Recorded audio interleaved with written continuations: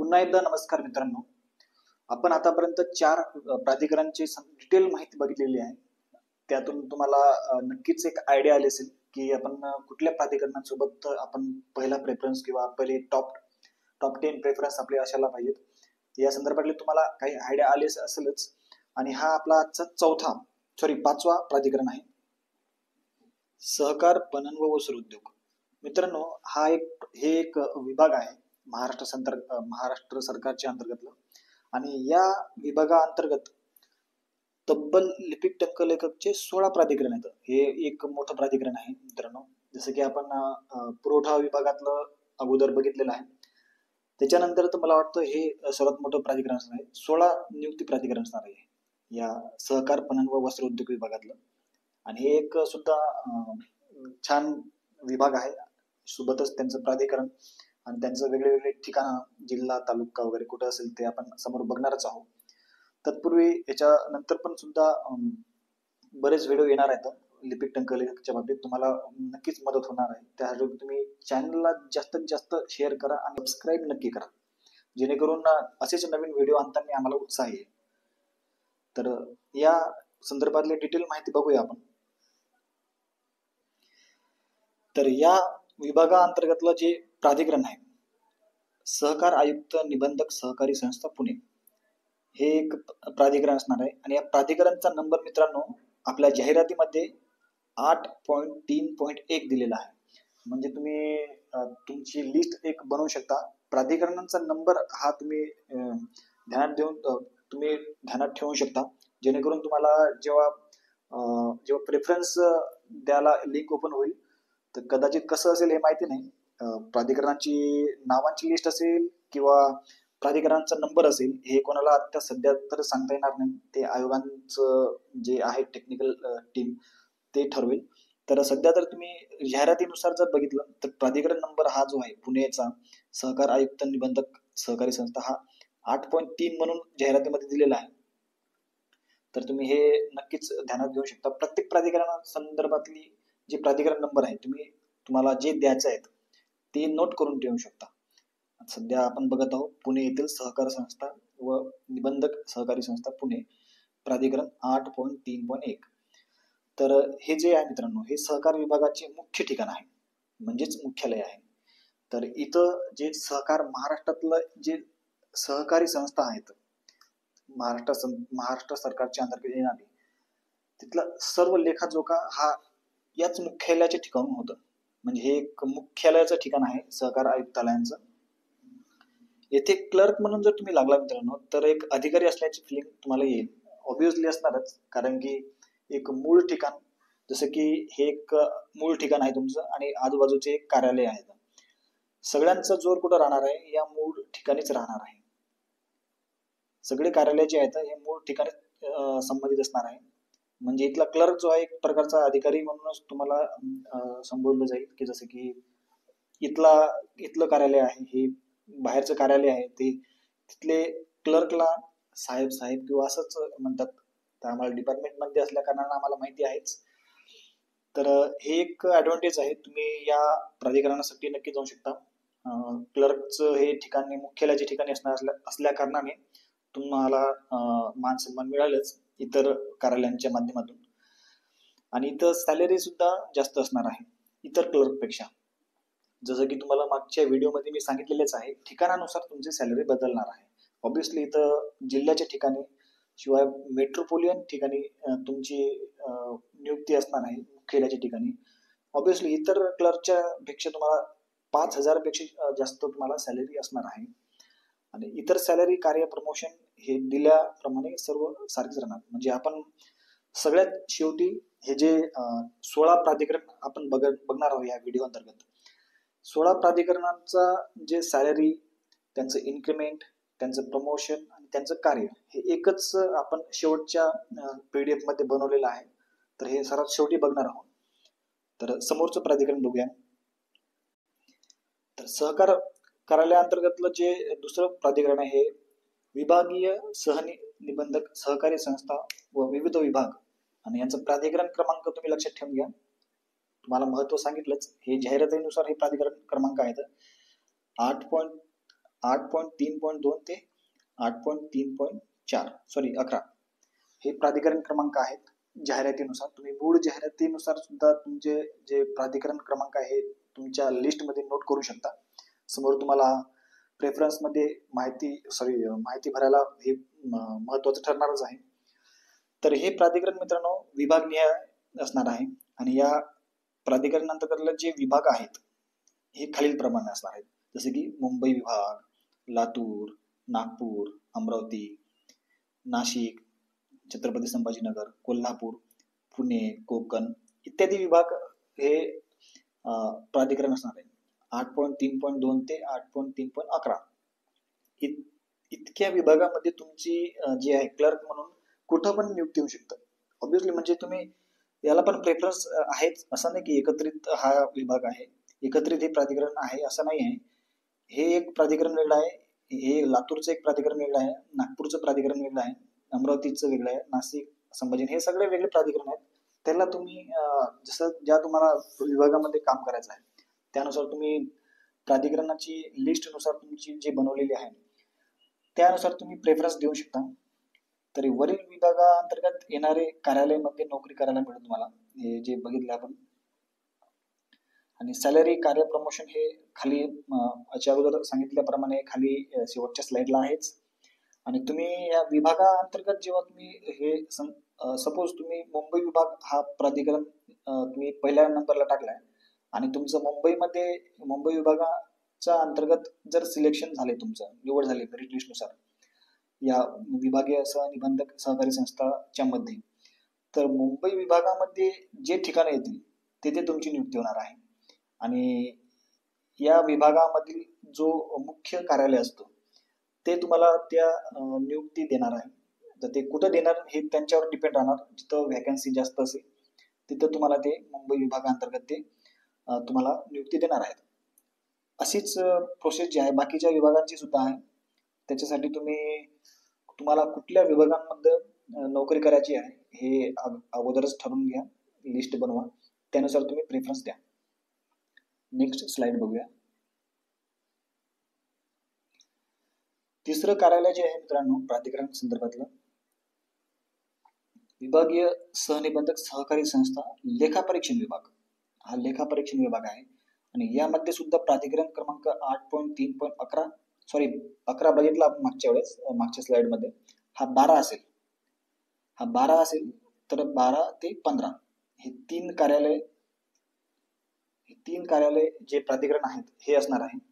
तर हे एक प्राधिकरण नोकरीसाठी चांगलं आहे, कारण लेखापरीक्षण विभाग म्हणजेच हे एक महत्वाचंच प्राधिकरण आहे. त्याच्यामध्ये सर्व विभागांचं ऑडिट करण्याचं कार्य जे आहे या विभागाच्या अंतर्गत येतं. त्यामुळे हे एक सहकारी संस्था संबंधित लेखापरीक्षणचे कार्य यांच्या या विभागाकडे असतं. त्यामुळे हे एक महत्वाचं एक कार्यालय आहे. आणि या कार्यालयाचा अनुभव असल्यास खाजगी लेखापरीक्षणाच्या नोकरीत सुद्धा तुम्हाला संधी मिळू शकतं. कारण की लेखापरीक्षण ऑडिट जे आहे मित्रांनो हे सरकारी संस्थांमध्येच नाही होत, तर प्रायव्हेटच्या कंपनीमध्ये सुद्धा प्रायव्हेट लेखापरीक्षण हे ऑडिट केलं जातं प्रायव्हेट CA च्या माध्यमातून. तर त्या ऑफिसमध्ये प्रायव्हेटच्या सेक्टरमध्ये जर तुम्हाला नोकरी मिळवायची असेल तर या कार्यालयाचा जर अनुभव असेल तुम्हाला, या विभागीय सहनिबंधक सहकारी संस्था लेखापरीक्षण विभाग या प्राधिकरणाचा जर तुम्हाला अनुभव असेल तर तुम्ही प्रायव्हेट सेक्टरमध्ये सुद्धा जर तुमचं काही प्रॉब्लेम केला असेल आणि तुम्ही प्रायव्हेटमध्ये जर नोकरी शोधत असाल तर तुम्ही या विभागांमध्ये काम केल्यानंतर तुम्ही प्रायव्हेट सेक्टरमध्ये सुद्धा लेखापरीक्षण विभागांमध्ये नोकरीची संधी तुम्ही मिळवू शकता. नेहमी म्हणजे अगोदर बघितल्याप्रमाणे सॅलरी, कार्य हे शेवटी बघूया. नेक्स्ट बघूया. आणि हे एक प्राधिकरण मित्रांनो एक मुख्यालयाचं सारखंच एक प्राधिकरण आहे. एक मुख्यालयाच्या सारखंच एक प्राधिकरण आहे. संचालक रेशीम संचालक नागपूर आणि याचा प्राधिकरण क्रमांक आहे 8.3.16. हे प्राधिकरण रेशीम संबंधित संस्थांचे मुख्यालय आहे.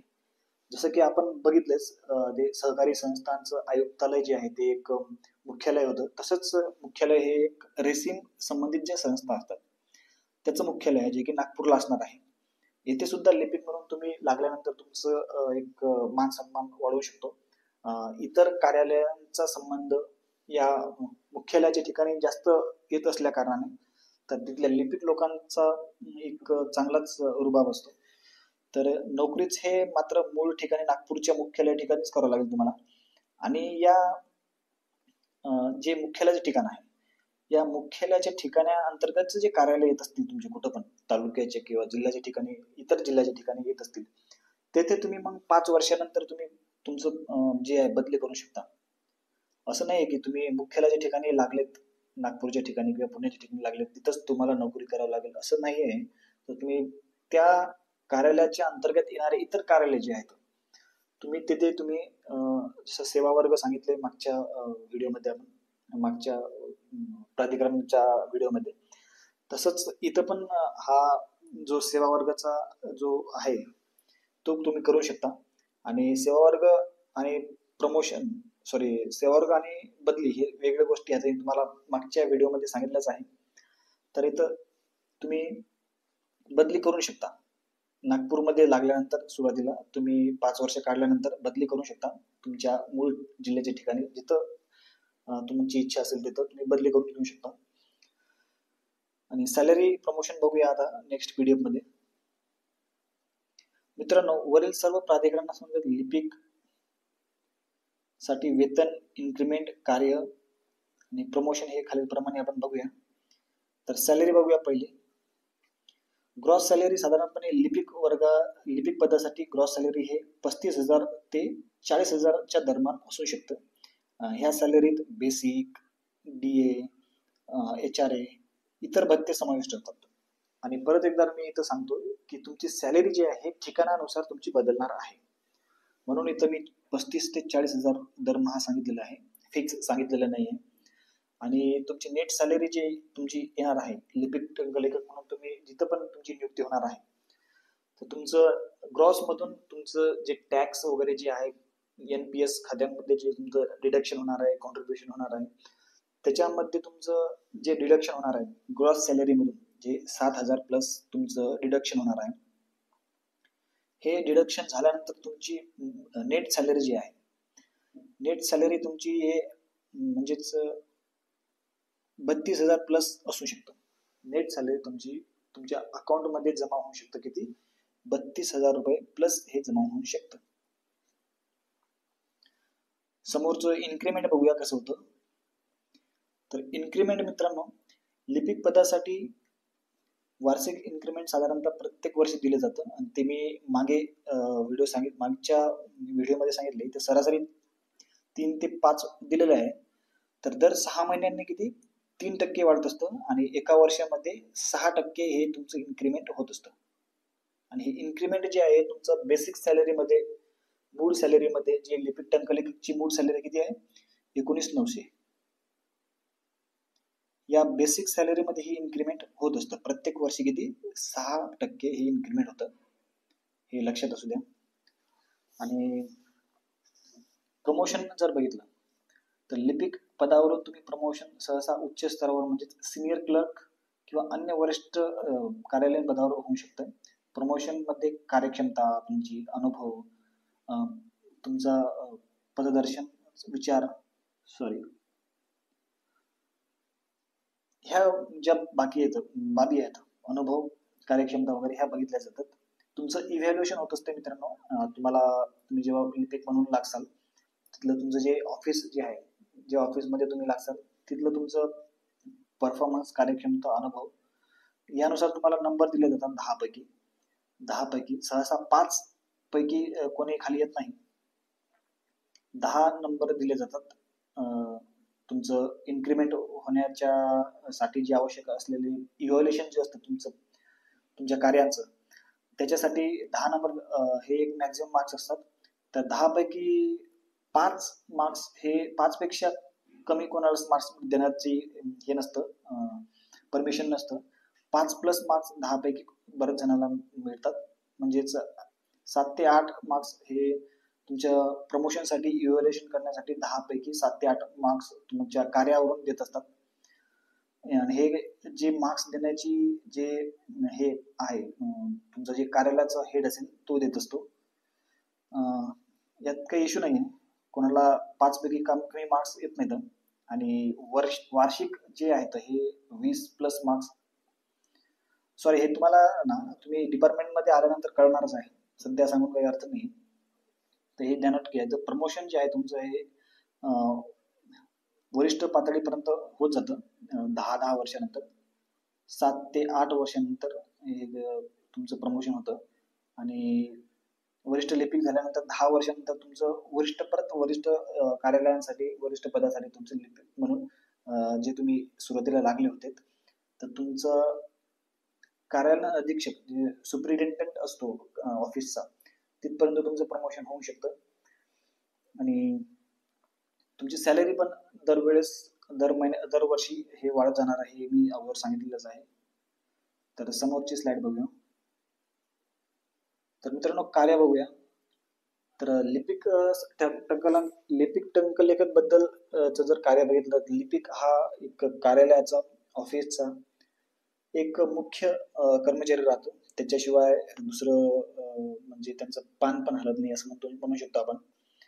कारण की बारीक सारीक सर्व कार्य हे लिपिक टंकलेखक करतात. जसं की दस्तऐवज टंकलेखक करणे, कार्यालयीन कामकाजचे व्यवस्थापन करणे, माहितीचे संकलन, विश्लेषण करणे, रिपोर्ट्स तयार करणे, पत्रव्यवहार करणे, इतर विभागाअंतर्गत किंवा जे कार्यालय येतात किंवा शाखा येतात त्यांच्या पुढं पत्रव्यवहार करणे, त्यांच्याकडून मिळालेले पत्र हे आपल्या वरच्या ऑफिशियलला देणे, हे सर्व कार्य काय आहे, लिपिकचे कार्य राहतात.